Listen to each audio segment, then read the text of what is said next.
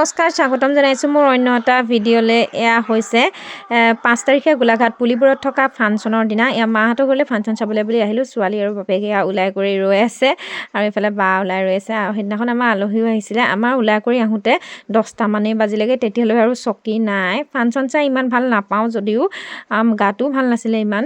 তথাপিও নিজৰ জেগাকণত মানে জন্মৰ জেগাকণত ফাংচন চোৱাৰ হেঁপাহটোৱে বেলেগ। ইয়াত মানে মই মিছ নকৰোঁৱে, প্ৰায়ে আহোঁৱেই পুলিবোৰত ফাংচন চাবলৈ। আজি যিহেতু জুবলি আহিছে, এয়া চাবৰ কাৰণে বুলি আহিলোঁ। কিন্তু আহি পাই পেলাই এয়া দেখিছেনে, থিয় হৈ থাকিবলগীয়া অৱস্থা, যিহেতু আমাৰ আহোঁতে দেৰি হৈ গ'ল। আহিয়ে প্ৰথমে হুঁচৰি যোৱাকৈ আমি চালোঁ আৰু বাহিৰত দেখিছেনে বহুত দৰ্শকে চিট নাপাই পেলাই এয়া ৰখি আছে। তাৰপিছত শেষত যেনিবা মিষ্টাৰৰ লগৰ আছিলে তাতে কমিটিত, আৰু তেওঁলোকে চকী এখন আনি দিলে। তাৰপিছত মাহঁতেও বহিবলৈ চিট পালে বাৰু। এয়া দেখিছেনে, আহি পাই পেলাই দেহাৰ টোপনি। কিনো চাব আৰু তাই, কিন্তু চখটো বহুত, কিন্তু আহি পাই পেলাই টোপনি। দিনত তাই নুশুলে। তাৰপিছত এয়া হুঁচৰি যোৱা অকণমান চাওকচোন আপোনালোকে।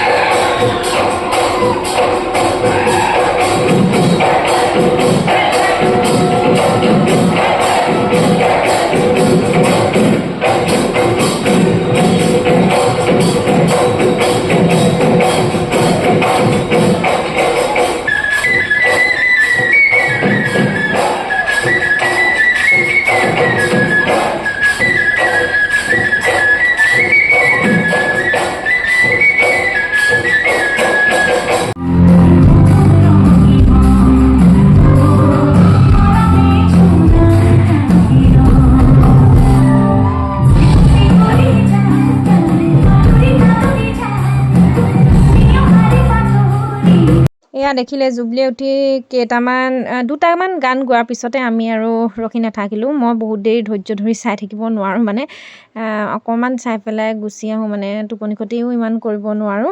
ইমানেই আছিলে ভিডিঅ'টো। Bye bye.